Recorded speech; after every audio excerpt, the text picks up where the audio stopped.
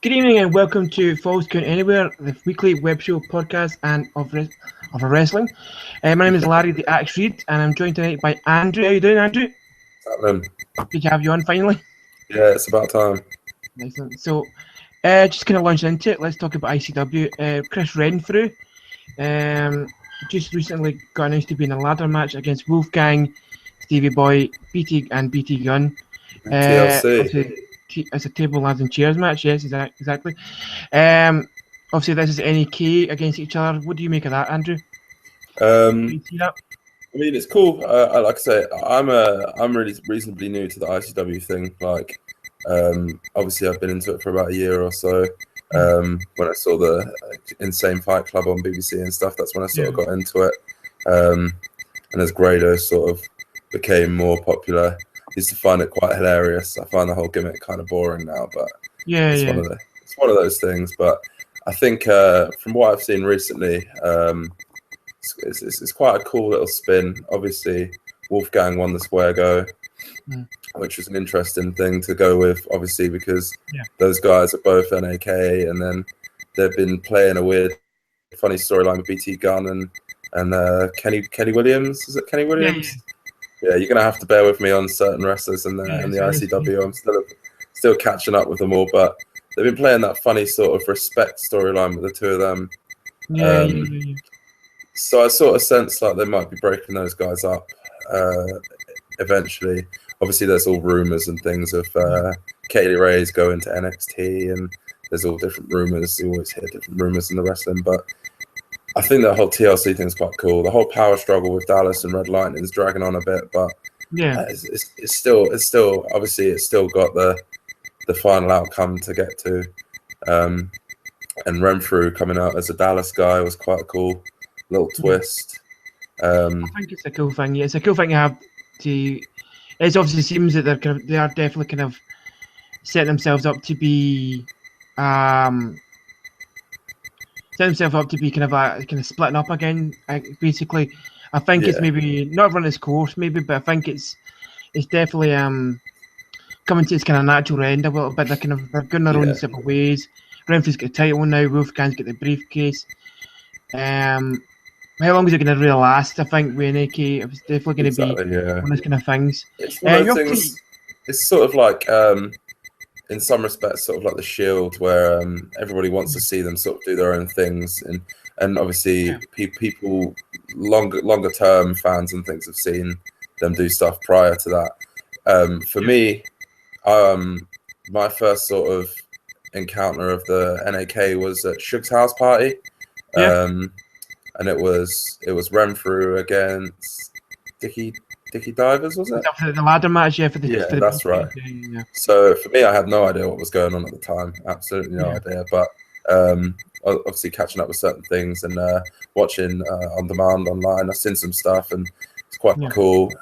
I really enjoyed the cage match at Fear and Loathing. Oh yeah, definitely.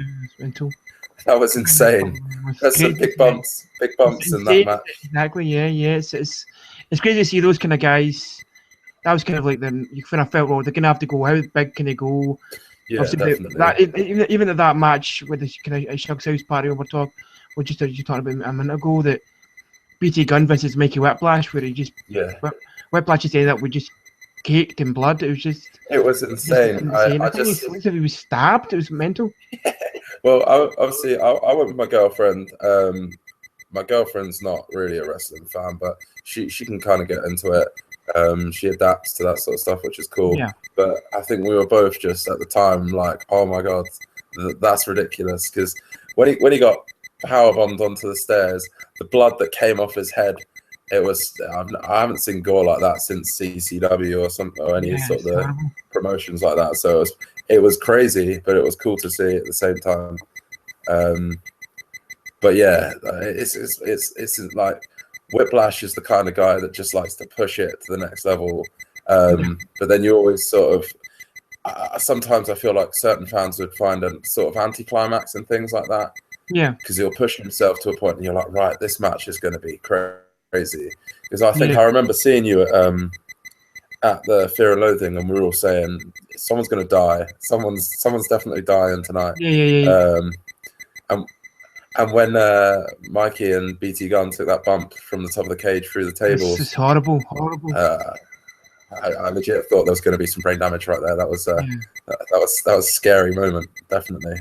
It's definitely like, it's the thing with BT and Whiplash. They're guys that don't really care about, you know, their own health. I think, and they're not don't care, but it's certainly they're willing to put their boys in the line. They talk about obviously a lot of kind of like your kind of JRs of the world. To talk about you're putting the boys in the line for wrestling entertainment or wrestling in general. I think these guys, Miguel Whiplash just has the Devils. I remember seeing a long time ago when he was kind of having a kind of feud with Grado. He ran into does kind of suicide, Daniel Bryan style suicide dive into the barrier, and there's like a kind of thing, those kind of metal barriers you have. Is that the one that stabbed him in the leg, right? It stuck him right in the leg, and this guy, if I was stuck in the leg, I'd be kind of crying. I'd be like, right, that's it, I'm done with wrestling. But Whiplash actually get in the ring. Was like, Grado was like, I don't know what to do. And Whiplash was like, just fight me. Yeah. And it got to a point where it was like, nah, I can't stand up anymore. And I think I even heard, I don't know, this is a rumor. I think even I heard when he went to the ambulance, he was like, take me back, I want to go back. This guy just lives, exemplifies like a wrestler. A guy's not. He lives his gimmick. His life in he line lives his gimmick, definitely. I mean, I was watching. They had the 3 episodes on the ICW On Demand's Mikey Whiplash sort of story. Now, obviously, it's no secret that the guy's sort of into the BDSM.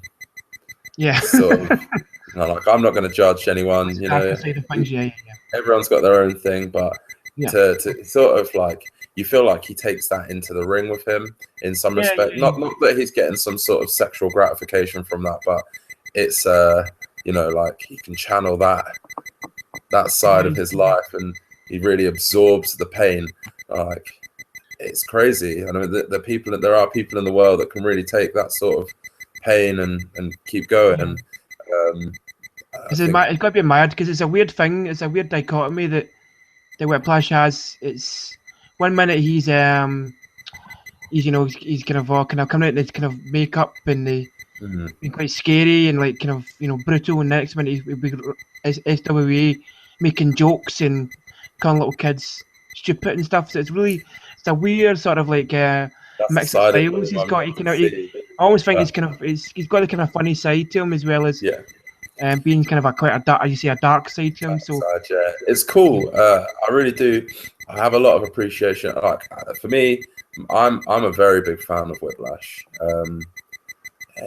From the sort of things that he does, his sort of stage production. There's a minimalist approach to it with his entrance music and things like that. But at the same time, you can tell that he's constantly trying to evolve that character. So from when I first saw him, it was just the sort of corpse paint, the fishnets and the sort of skirt. But he's gone on from that, and he's sort of come out with this crazy big mask, like a Japanese sort of traditional Japanese mask and the long jacket and stuff. I find that quite cool. For me, the introduction of the Legion as well. I had no idea about the Legion prior. So when that was brought in, I thought that was really cool as well. I just feel like the guy's constantly thinking, what can I do next to better my character? And it's really cool. A couple of weeks ago, they had, I'm not sure if it's been aired yet, but Renfrew versus Whiplash for the title. Yeah, that was an incredible match. That was incredible. I really did. I'm not the kind of guy. See, when they announce title matches and things like that, I'm always skeptical. I never believe that there's going to be a title change, and it was no different for that one. But during that match, for quite a few times, I thought, right, that's it. Whiplash is going to be the champ now. That's going to be it, because that was incredible, that match. I really enjoyed that. I don't want to spoil anything for anyone that's going to be watching this, but if they do tune into that episode particularly, I definitely pay attention to that match because it was great. I had a bird's eye view from up in the balcony as well, and it was good to see. Thumbtacks, barbed wire, tables. Yeah, definitely a great match. I think they're just again the same with Renfrew. He's just another guy like Whiplash. He just is very kind of into. He would just sort of adapt to that sort of style. You know what I mean? He's obviously had a lot of kind of death matches in the past. Obviously, yourself with obviously you're not seen much of ICW. Kind of just been. He's Renfrew himself has really evolved into a much better kind of leaner wrestler and leaner in terms of scope of his kind of character as well. He's taken a lot of the kind of he's kind of focused himself quite kind of directly in a lot of ways, and as leader of NAK, and obviously that continues. I don't know, coming past obviously in the next couple of weeks, we don't know what's going to happen, but I see they're going to stay strong. But really, is that going to be the case? I wonder. Yeah, there's been a lot of mentions. There was who was it? It was Whiplash that actually came out and said at the BAMI Awards. Someone said I think it was NAK for life, but someone else is saying NAK till death. Like, which one is it? Sort of thing. I thought that was kind of cool. Yeah. I'll be honest. I was not too much of a fan of the NAK until obviously I started paying attention to the BT Gun feud with Whiplash. Yeah. I keep going back to Whiplash, but like I say, he's for me the top guy in the company. Like, I really enjoy his work, but that the Renfrew Grado program was quite a small one, but that particular promo that Renfrew cut, whether it was a shoot or not, no one will know. I don't know. Like, I don't like using words like in the industry words, but it seemed straight from the heart, and it seemed straight like to the point, and I really enjoyed it because it was really like, some people get so stuck into a promo like that they sort of slip up on things they say. Yeah. And I feel like he really nailed it. Everyone talks about Grado's reply to that being just as good. I wasn't as sold on the Grado return. I didn't find it as good. I wasn't too over on that. It was because he recorded it on his webcam, and a lot of people said it seemed more real, gritty sort of thing.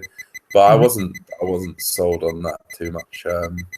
Feel like if he was really going to go for it, he should probably cut the whole like it's yourself sort of thing. Like, I know that's his gimmick, and I know he's like sort of living that gimmick and everything, but it didn't really feel as real. I just, like I say, Renfrew really caught my attention with that promo. Paid a lot more attention to him since then. The whole Silent Hill gimmick's quite cool as well.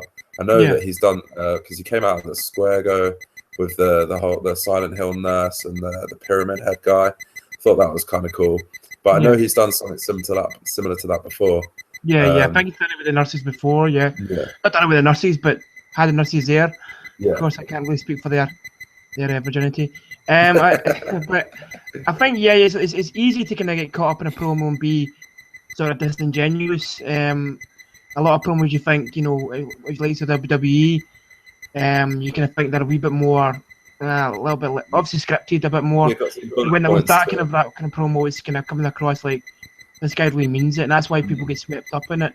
That's why you can believe that I get that because he's been there for so long, and he has got some sort of some flip going on. So it's kind of, you can see that obviously there is a real sort of struggle, maybe a struggle inside Chris Renfrew that says, I have been for this long and I deserve to be definitely the big boy here. You know what I mean? And you're going off and being the funny guy, and the funny guy's cool, but it doesn't get you. It shouldn't really get you everywhere in wrestling.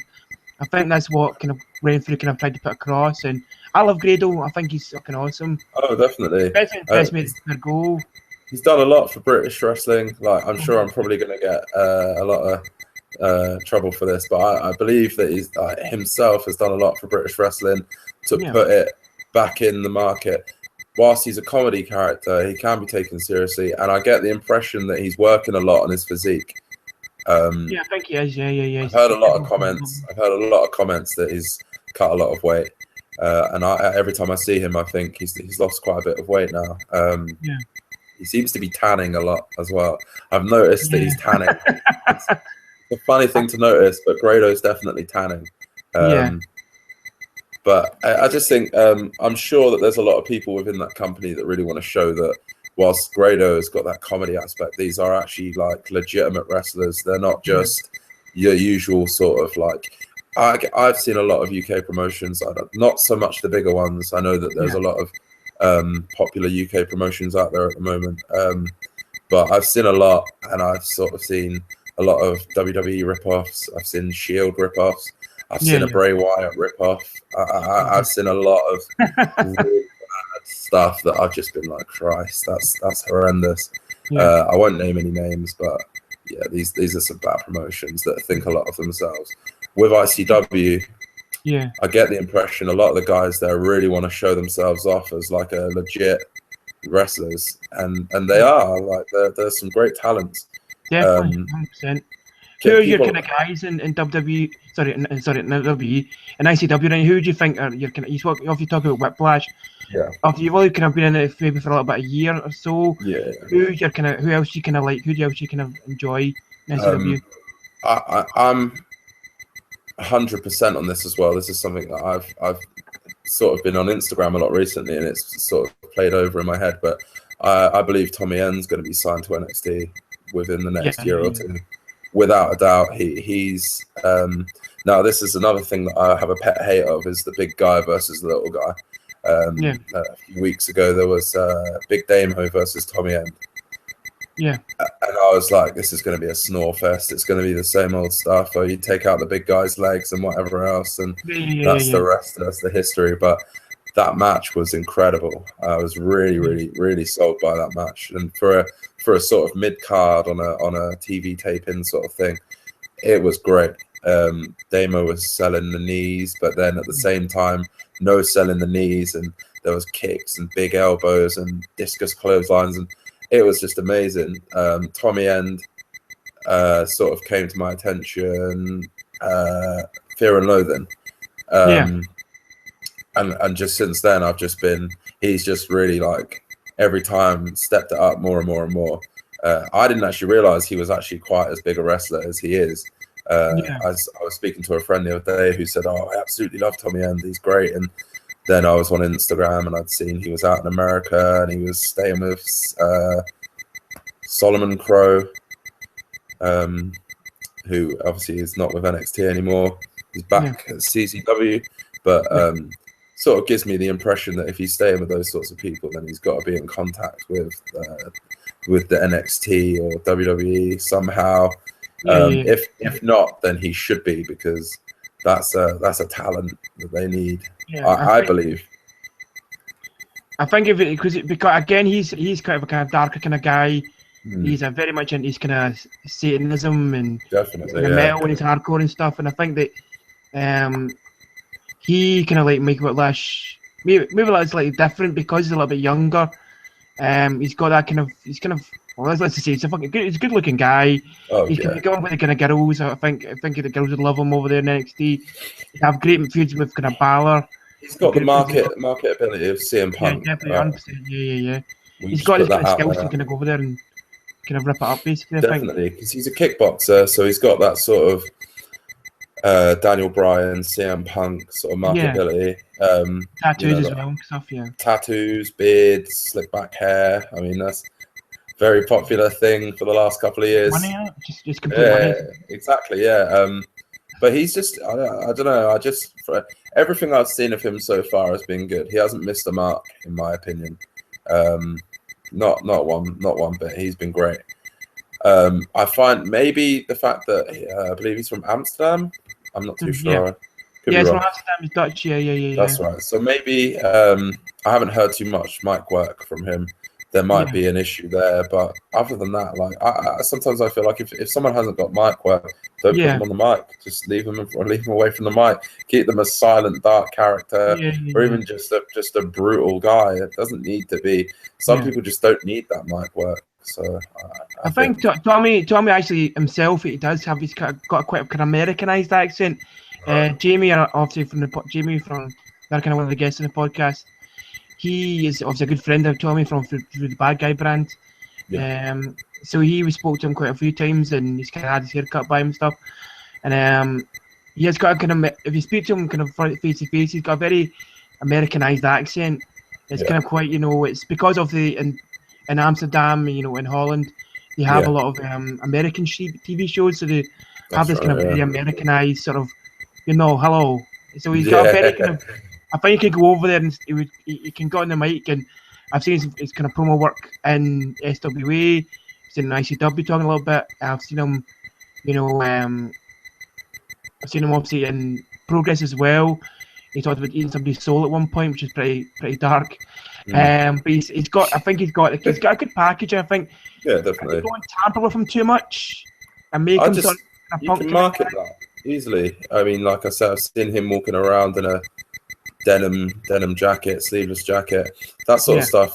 Is just so like marketable right now. It is the in thing. I mean, yeah, exactly. Like, I mean, I'm not one to talk. I'm slick back hair. I'm tattooed. Do you know what I mean? It's people like that stuff. People like a kind of rock style look or a tattooed motorbiker look or whatever. It just works for people. Yeah, I think if you can see something in yourself. Yeah, and a wrestler, I think it kind of connects a little bit better as well. Yeah, definitely. I mean, like I say, for me, Tommy End is one of the people that should definitely, within the next couple of years, get tapped up and brought into the big league. But I say that, I also kind of hate that idea because for me, sometimes a lot of wrestlers get kind of ruined and lost in that sort of scene. For me, Devitt, Balor, I can't stand him anymore. There's no. I've noticed that they've tried to sort of take the character a little further now. But it's not. I just kind of feel like he's just a flasher now. He's just flashing, keeps opening up his jacket, and it's like it's a bit. It's got kind of a sex question, isn't it? Yeah, not really, but obviously it's a copy. Oh, there's my championship, but it doesn't kind of come across in his promo work and in ring work. I feel like he needs to start. He needs a new move or a new couple of moves, maybe. Yeah. Those he needs something new to his kind of arsenal, really. Exactly. So that's what I mean. Sometimes wrestlers that are brought up, and a lot of people are excited for it, they get lost in it. So there was the whole Devitt. He does the paints. He does all that sort of stuff. And now it's like he does the paint, but I can't stand the demon thing. Every time he cuts a promo with someone, it's like, oh, I'll be seeing you at the pay-per-view, and I'll be bringing the demon, and it's like, oh, great. That's spot on. That's a spot on. The demon. Devitt, but it's and he is a great wrestler, and he's got a look. Yeah. But they just don't. I don't feel like they've tapped it quite yet. And obviously, there's rumors of the Bullet Club, the Balor Club, whatever else. There's all those rumors, and everybody at the moment seems to want to be a part of that. I'd like to see where it goes and how they do it, but I'm not too interested in it, to be quite honest. Another one that I feel like they sort of have lost in the moment, AJ Styles. I'm really disappointed in that. Yeah, it really disappointed me. It's like cool. AJ Styles is here. And now we're going to feud him with Chris Jericho. Yeah. Which isn't necessarily a bad thing because Jericho loves to put people over. Look at Fandango at WrestleMania. He's got the win. He's got the win, but they messed. Somehow that went wrong. I don't know. But Jericho's notorious for loving to put people over. Yeah. But do you think that AJ Styles really needs the rub of Chris Jericho? Jericho's obviously that's his new thing now. He's a kind of dad body. Coming in, kind of Bon Jovi. But do you really need? Does AJ really need that in his life? Does he really need Jericho to put him over? I feel like maybe for the children, the kids aren't so much. But then, see if it was me when I was a kid. Obviously, we didn't have the internet when we were kids, so it wasn't so easy to just Google, YouTube. Right now you know what's going on with that guy. This guy is a big deal. Kids nowadays, I feel like they maybe think, oh, we've got to introduce this character, but everybody knows now, so it's not a secret. Like people have known who AJ Styles was for a long time. I just at the same time, I never realized just how small AJ Styles was. So when he came in at the Royal Rumble, stood up next to Jericho, I was like, wow, he is small because Jericho's tiny. AJ Styles is on another level of small guy. So when you want to put him in against, say, it's going to happen eventually. He's going to put up Roman Reigns. He's going to break the guy in half. You would look at that and you'd be like, it's just not going to happen. There's no point. So, but I don't know. I feel like maybe Jericho wrestling him, putting him over. It might be one of Jericho's sort of dream matches or something, or whether it's just the idea for the company that they want him to be introduced to the crowd and get him over a bit more. I don't know. It's a tough one. Yeah, it's a tough one. We've gone off the scale here. We were talking about people in ICW. That's what we're here for. Yeah. So, obviously, you talk about, obviously, Andrew, you talk about, obviously, being kind of new to ICW. Yeah. Obviously, where are you from down south, Andrew, exactly? From just outside of London. I'm a very well-travelled man, though. So I've lived in a lot of places. Norwich, London. I stayed in Brighton for a while, but now Glasgow. Did you have much did you see a lot of indie wrestling when you were down south? Did you get kind of like a chance to see kind of local wrestling and stuff? Yeah, so in Norwich, I had WAW, which was, if people aren't apparent with that, that's Paige from WWE's mum and dad and brothers wrestling company. They bring in some big names. I know recently they they were recording a TV pilot, and they had Scott Hall, they had Ken Anderson, they had Tara Victoria. I don't know what she goes by anymore. I lose track, but I know she has a tarantula a lot of the time. They've done a big pilot there. They've had Doug Williams in the past. They've had PN News. if anyone's not familiar with that, it's WCW's PN News. So I mean, I've been to a lot of their events. They've been pretty cool. Well, I've been to some stuff. I can't really think off the top of my head. I've always sort of for the long time, when I was younger, I was first sort of introduced to Ring of Honor, TNA, IPW through the wrestling channel, which was on Sky for a short while. And that was at a time when I thought WWE was so bland, really bland, and there was some terrible Gene Snitsky storylines and things like that.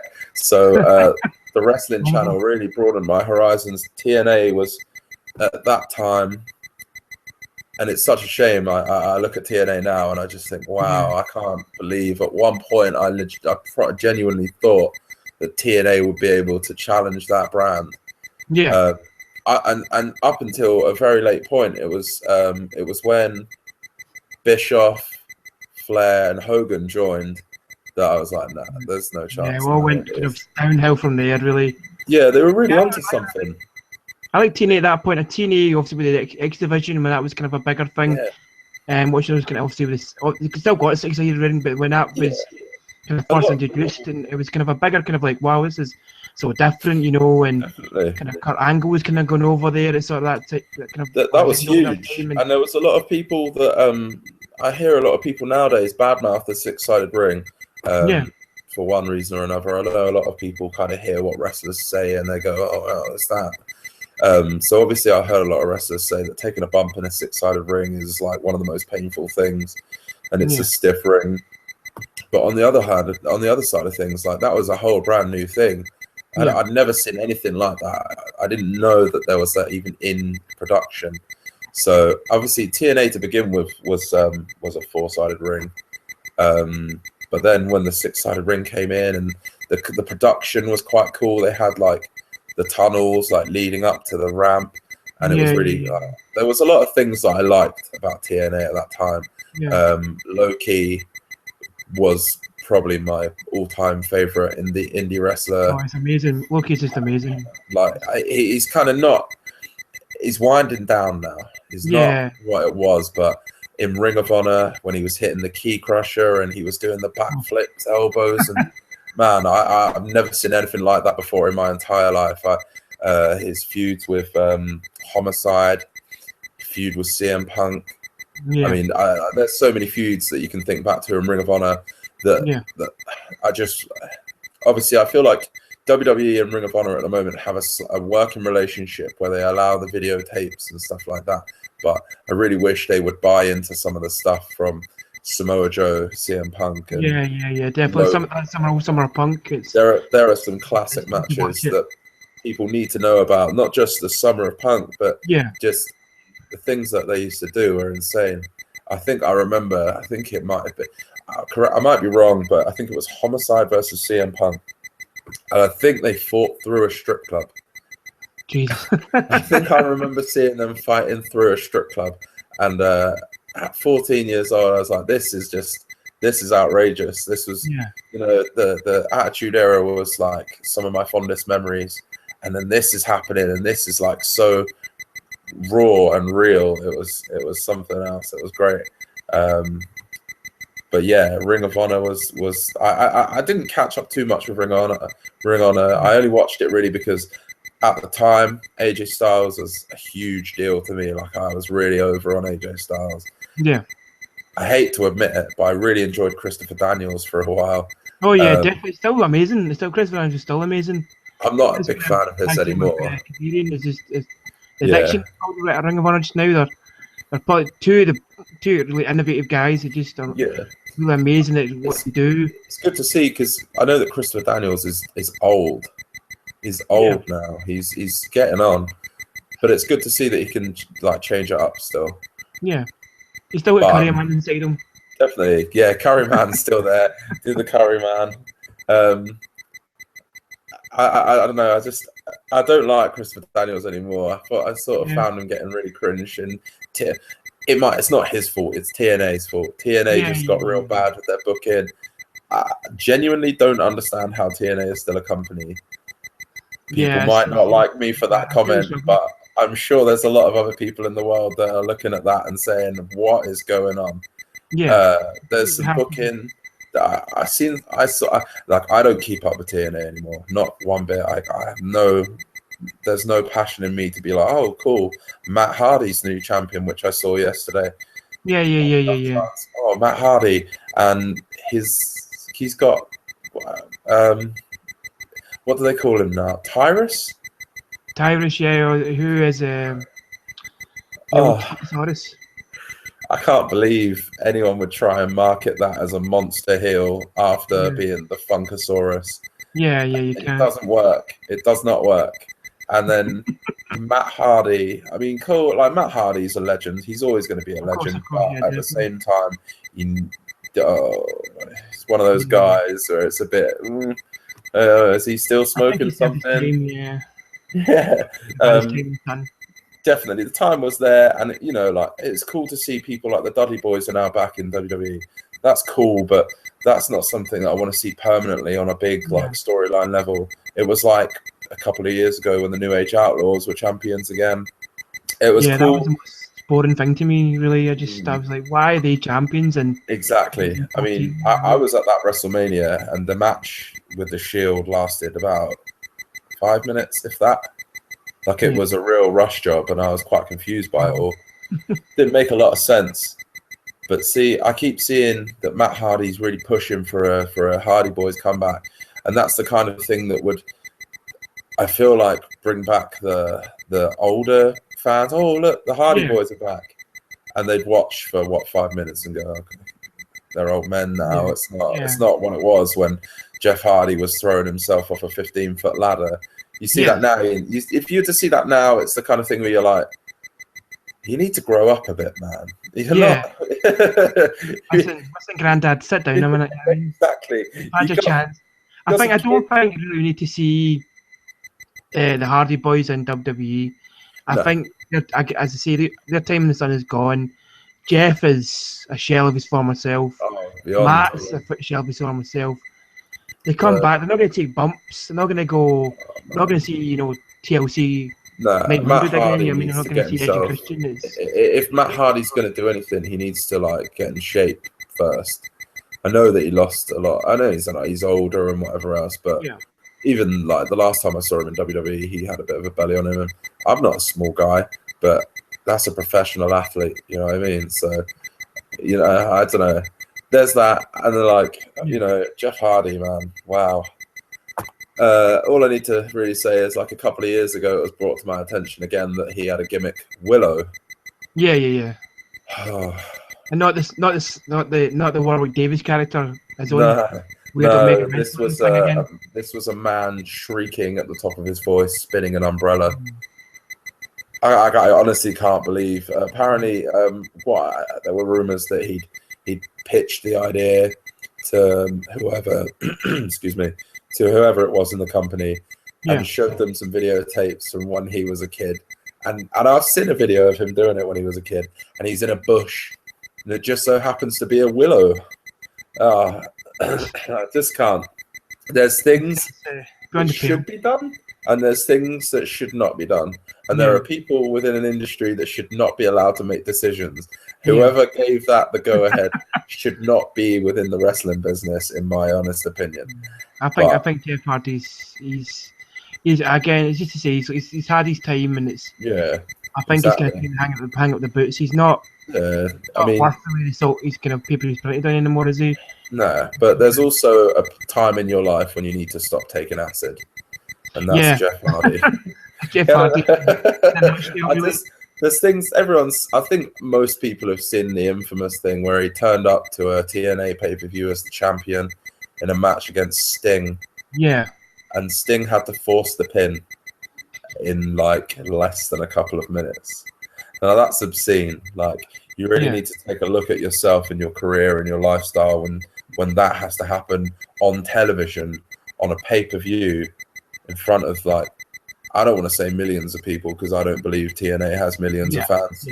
But in front of thousands of people, that's just shocking. Like, how do you leave the house again after that? Like, I've read things that, you know, Jeff turned up on the day coherent, he was great, everything was good, and then he disappeared and people couldn't find him, and then he was found slumped against his trailer. I'm smiling at that because the whole idea of that makes me, the whole idea of like Jeff Hardy being like the poster boy, the champion of a company, slumped up against his trailer minutes before his big title match against a legend like Sting, who like, you know, I feel like now Sting is the legend again because he got his time in WWE, he's got his match now, and but prior to that, I feel like Sting had really like pissed all over his own sort of legacy. Oh, definitely, with the old Joker gimmick and stuff. Oh man, it was just horrendous. But it's good to see that he sort of got into where he is. But back to that, Jeff Hardy, man. What goes through your mind to be like, might nip off for a second, and, you know, do some drugs or have a few drinks, like that. I'm supposed to be doing something just now. What was it I'm meant to be doing? Yeah. Do drugs or just wait till my match? It's gone. I'll just sit up here against my trailer and think about that for a while. And then, meanwhile, Kurt Angle walks past. What are you doing, Jeff? Like, get out. Get to the ring right now. I think that, and again, back to people making decisions within wrestling. Whoever let Jeff Hardy sing his own like entrance themes shouldn't be allowed to make decisions within a wrestling company. Full stop. His music is laughable. Metal. Yeah. It's like hot rock crap. So it's like someone that didn't want to let go of new metal. Yeah, someone's living in the Fairy of the Dead Man. Yeah. Aliva, Siva. Yeah, definitely. Those kind of soil. Oh man, it makes me, because, you know, I'm not ashamed to like admit to the fact that I was one of those guys. I was like, I don't know how old when Matt and Jeff Hardy came out in the fishnet like tops somewhere, and I was like, that is sick. They've got a moneymaker right there. That's cool. But like, you see that now. I mean, they're not. I don't know if they're doing that anymore, but it's the cat house under, isn't it? It's like just under 18s. Yeah, exactly. Off rock club, you go in there like too edgy for you. Like that? In a few years, you'll be like, "What am I doing? What am I doing?" Yeah, exactly. I remember there was a point when people might not remember. It wasn't that long ago, but there was a wrestler called Tyler Rex who wrestled in the WWE, and he had dreadlocks, and he was. I mean, he didn't look too bad as a wrestler, but I just didn't really think much of him. Now. completely away from that. Matt Hardy turned up in TNA and he'd braided his hair, and I just remember there was a tweet from someone that Tyler Rex had turned up at the Impact Zone, and it was one of the funniest things I've ever seen, because Matt Hardy with braided hair is just something you need to see. I think I've seen it before. It's pretty and Cleopatra or something. That horrible looking, like, why would anybody want to braid their hair in that sort of fashion? As a guy in his 30s, it's beyond the pale, really. Horrendous. So just to kind of jump off that. Yeah, we've gone real far away from everything that we're talking. It's cool.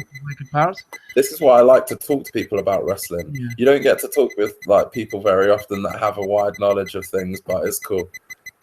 Like it's good to kind of good to have you on, man. So, just kind of the biggest news this week, obviously, of last night was obviously Daniel Bryan retiring. Yeah. A sad loss to wrestling, I think. I'm talking as if he's dead, and it's almost like that. We're all kind of sad when Punk left. Yeah. But he left. He kind of took his ball and kind of went home. It's a different situation. Yeah.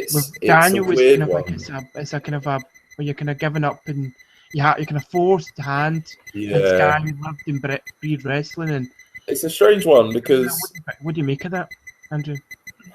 I feel like an arsehole for it because for me, until I've seen a lot. I haven't actually watched the whole farewell stuff from last night. I've seen some videos. I've seen some highlight stuff. Yeah. Now, until I watched that stuff, I didn't really realize how much of an impact he had. Yeah.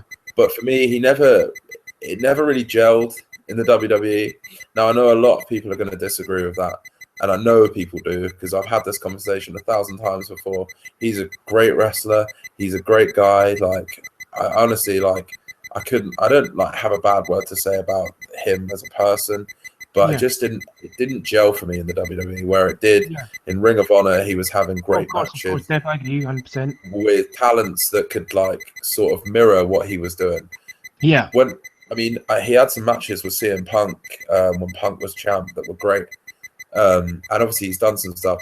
There was a brief period, and I was quite surprised by the gimmick that they went with. But they made it like he was sort of emotionally abusing AJ. I don't know if you remember that. That was the way it came across to me. Like he'd act really, really angry at her, and then be like, "Oh, I do it because I love you." And I was like, "Are they really doing that? Like that's happening?" Strange gimmick. That was strange, but that's one of the gimmicks that I found really funny. But they just tried to say the whole goat face thing and the yes chant. I despised it. And the yes chant ruined that wrestle. I was at that WrestleMania when he had his big moment. That was great. That was cool to see him get that moment. But the yes chant killed it for me. The picture being in New Orleans for a whole week and all you ever hear is yes.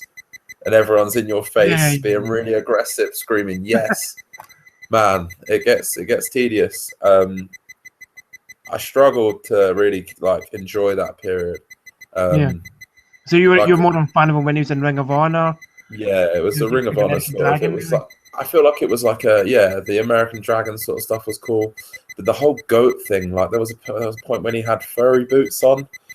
Oh. Yeah. That was like TNA production right there. It's sad though. It is sad because the guy is quite clearly like so passionate about wrestling, and it is wrestling that he loves it. And it is sad to see, and it's sad because he had his big WrestleMania moment, and then his dad died, and then he got the injury, and like it just felt like something that was supposed to be so positive for him was so negative. Yeah, snowballed from there. It was just that kind of a horrendous sort of time for him. Really. Yeah, and it's not had a good couple of years. Well, we obviously I talked about Punk there just a moment ago, and we talked about his kind of time with Punk. He did kind of get, we there are similarities in terms of like an underdog kind of rising from the ranks and becoming kind of champ. But I think that Punk got a little bit of that, but it was at a kind of smaller scale with Night of Champions when he won against Cena and took the kind of belt and ran away. I would think say Daniel Bryan Punk's had the bigger storyline was moment. bigger. Would you? There's the argument. You see, I would say now I don't remember a lot of stuff. Have a memory of a sieve, but to this day, I know exactly where I was. I still remember exactly what happened when Punk dropped that pipe bomb promo. Now that's another thing that makes me cringe. I hate that pipe bomb thing. But that promo was like the realest thing I'd ever seen. I was in shock when that went off air. I was actually shocked. I remember where I was. I remember who I was with. I remember exactly like what I'd been doing that day. And it's just like one of those things that just is one of those moments in history where you're just like, definitely. It's one of those kind of promos that will just go on forever. You know what I mean? Oh, definitely. And it was just incredible, like run, like TV, the pay-per-views. But then, as ever with WWE, that sort of thing gets milked as much as they can. Like get an iron grip on that, and let's milk it. And it really died down a lot for me. And there were a lot of things that were done that I think shouldn't have been done. Yeah. I don't think Punk should have lost to The Undertaker. I don't think Punk should have lost to The Rock. Yeah, I 100% agree with you there.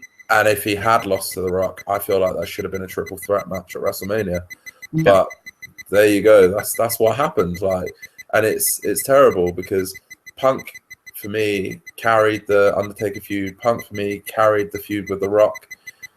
He done so much. The point I'm getting to is that I saw someone say yesterday that it was Sami Zayn. Sami Zayn had tweeted that if it wasn't for Daniel Bryan, that the majority of the people in NXT wouldn't be in NXT. And I completely disagree. If it wasn't for CM Punk, if it wasn't for him, people like Daniel Bryan wouldn't have had the opportunity.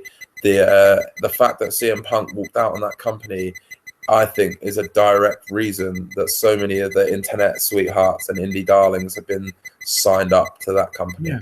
Kevin Owens is in a position that 2 years ago, I was, again, like I said, I was in New Orleans for WrestleMania. I keep dropping that, but I went to the Supercard of Honor and I watched Kevin Steen versus Michael Elgin.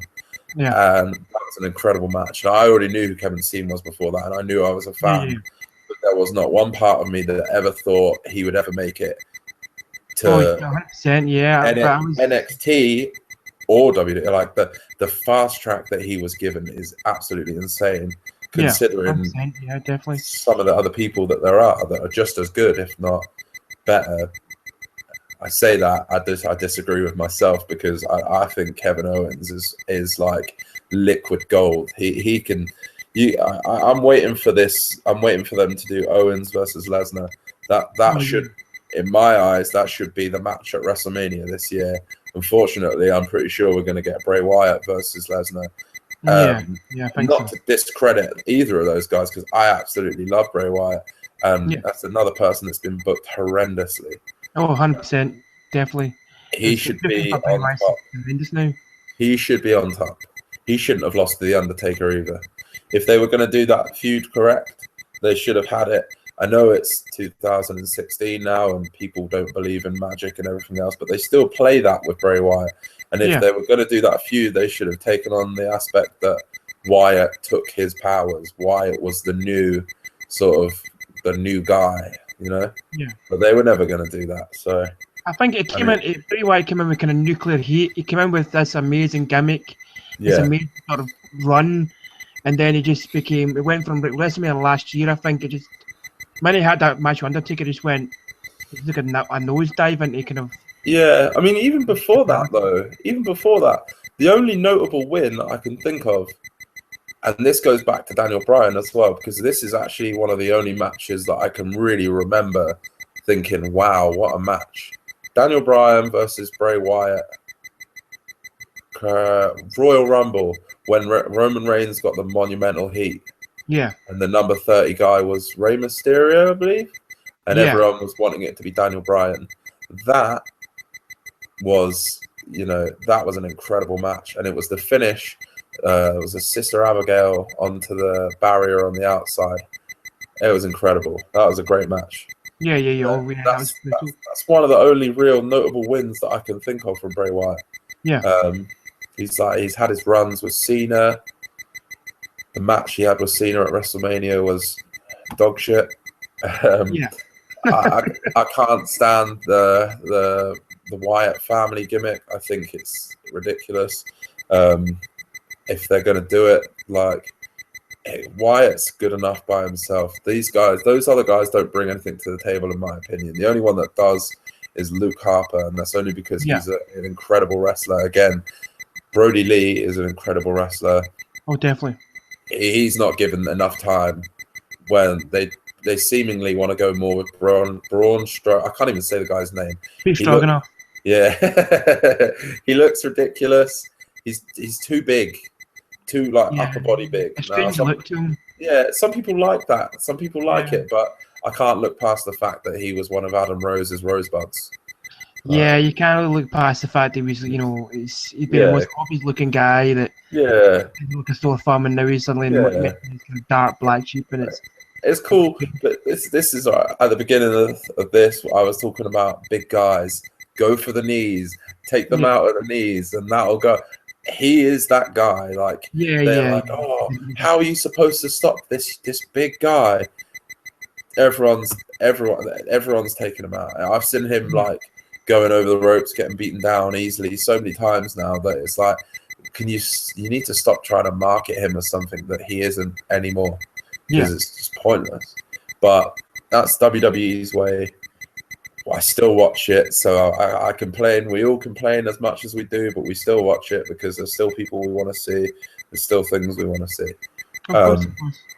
Do you have a favourite Daniel Bryan match? Obviously, going through his time for Ring of Honor and PWG, WWE. What do you think? What match stood out to you the most in his career?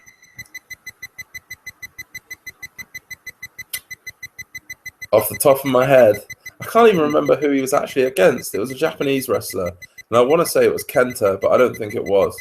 Maybe Makabe, maybe? It may well be, but it's only because it was in Ring of Honor when he was coming out to the final countdown, and it was just in the entrance. He come out and he was flying about doing a bunch of stuff whilst his music was still going on. I think he did a suicide dive into the crowd, and when he got back up, it was when the final countdown hit, and the whole crowd shouts the final countdown, and he was doing it as well. That's the only reason I'm saying that is because that's come to my mind, and it's such a classic moment. But I just think anything I've seen him do in Ring of Honor is incredible. Yeah. Anything with CM Punk, there was, like I say, him and CM Punk had some really technical matches in WWE. Whilst Punk was champ, they were great. There was a lot of surfboards. Like, you don't see surfboards anymore. You don't see those. No. You need to surfboard in your life. Yeah, but that was cool. Like, they were some cool matches. They were really old school technical as well. So I enjoyed those. But to me, there's not really a standout match because I mean, the guy is like, he's got those sort of 5-star match abilities. You know what I mean? For a small guy, he's not like, dare I say it, he's not got a lot of charisma about him. Whilst he is massively charismatic, there's not a lot to him. When you look at him, you don't think. He's quite a kind of simple sort of guy. Yeah, he's just quite man of the people sort of thing. William Regal, a real man's man. Like. He's a man's man. Yeah, exactly. Like, what a gimmick. Mixed up cement and stuff in his back garden. Yeah, exactly. I think for me, personally, his matches obviously with kind of Punk and ROH. Samoa Joe. Yeah, it's a great fucking match with Samoa Joe. I had a great match with Justin Thunder Liger, one of my all-time favourites. I just think, in his WWE run, I kind of liked his run with Kane. He's cool. Yeah, I like his kind of matches with Punk obviously, because that's kind of matches been having. You're kind of going back to those kind of days. PWG when he was in Hybrid Dolphins with Paul London, got a great tag team. Got to see him retiring. Wasn't there, but watch him kind of retiring his retirement matches from Ring of Honor and PWG. Just amazing. Just a guy who could kind of adapt in such a way that and still be a kind of technical wrestler, but also wrestle in a way the WWE style as well, but of not being a big guy was kind of an achievement for him. I mean, So he didn't need to be the underdog all the time, which was a cool thing. Like exactly. a lot of people played on him being the underdog, but he didn't need to be, which was I like that about, you know what I mean, small guys. I don't always, but I hate this. Oh, it's the underdog, the ultimate underdog. There's only so many times you can hear a small guy as an underdog. Like, it's not nowadays. It's not small guy, big guy. It's a lot of like small guy, or like regular looking guy. So it is cool. Like, I like Daniel Bryan. He's had a lot of great moments, definitely. The comedy stuff he done with Kane, the doctor backstage stuff was great, and there was some. I mean, the stuff, like I said, there was the weird gimmick he had with AJ Lee. Yeah, I shouldn't find it funny because it's not a funny thing. It's not something to laugh about. But I think the way it was delivered wasn't meant to be funny. But I was just like, I find it funny because I can't believe they've done this. Like, that's ridiculous. It's gonna be sad to see him go, I guess. But for me, because it's been so long, I knew it was there. I knew he was not coming back. Yeah, as you knew it was inevitable. Yeah, it was an inevitable thing. Like, I seen someone tweet yesterday saying, "Oh, what a shock that Daniel Bryan's retiring."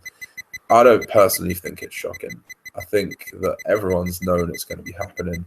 Yeah, definitely. For me, it's not on the scale of when Edge had to retire. Edge wrestled a match, and then the next night he had to retire. That was shocking. That was genuine. Like, wow, that's. And at the time, again, I'd grown really, really sick of Edge, but I found myself missing Edge a lot more as the years went on, and I'm sure I'll find that with Daniel Bryan, but. For me, I got really jaded with the yes gimmick and everything.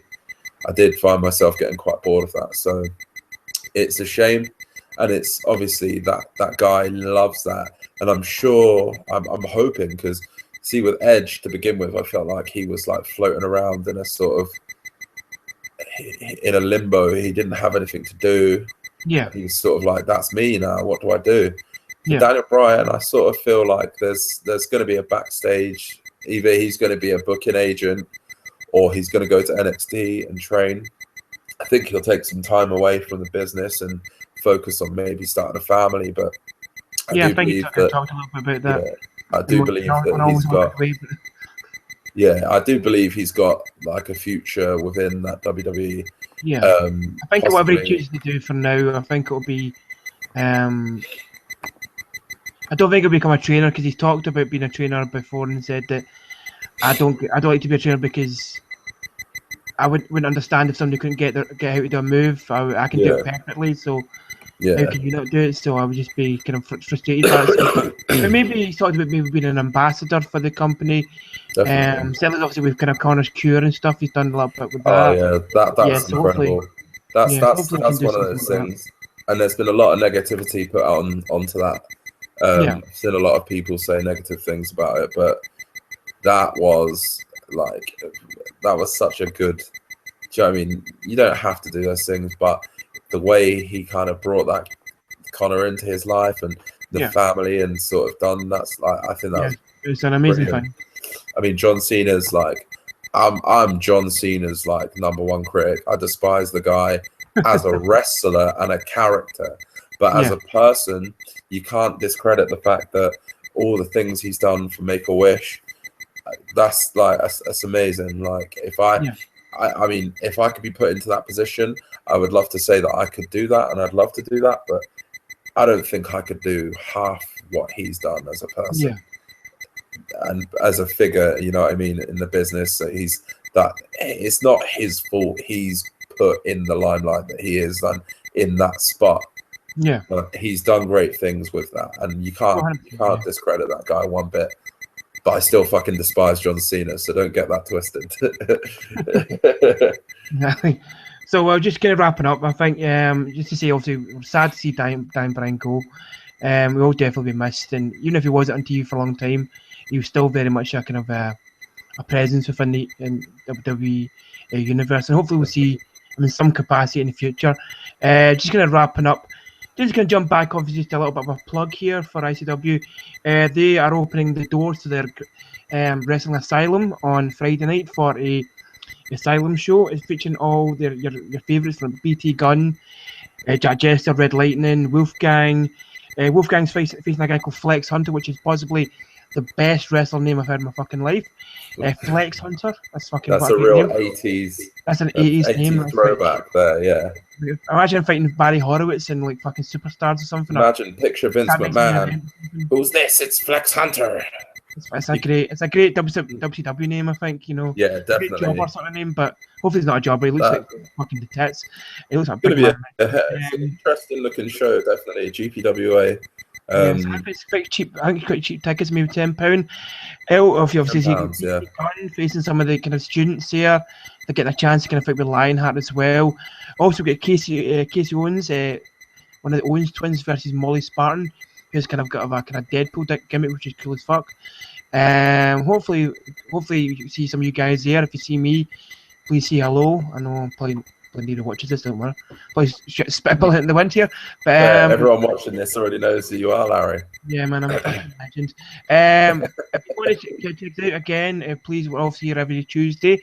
Hopefully have you back, Andrew, again, hopefully, yeah? Definitely, yeah, 100%. Next time I've got the night off. Brilliant, that's excellent. So hopefully see you again, guys. If you like the show, please like, subscribe, and share on Twitter. I am at FCA Show. Also at Larry Reid 82 on Twitter if you want to kind of follow me. Also we're on Spreaker, Spreaker.com/FalseCountAnywhere. If you want to kind of check us out, or just our audio podcast, if you want to listen to it on your iPod, on your Android phone, whatever. Also, as I say, like the show, please tell your friends about it. Obviously, we're looking for new friends and fans. I'm going to want to connect with all you guys. So please, let's hear from you again. And thanks very much, Andy, for coming on. Thanks very much. See you later. Thanks a lot. Take it easy. Take care. And from me, Larry the Axe Reid, I'll see you down the road. Bye-bye.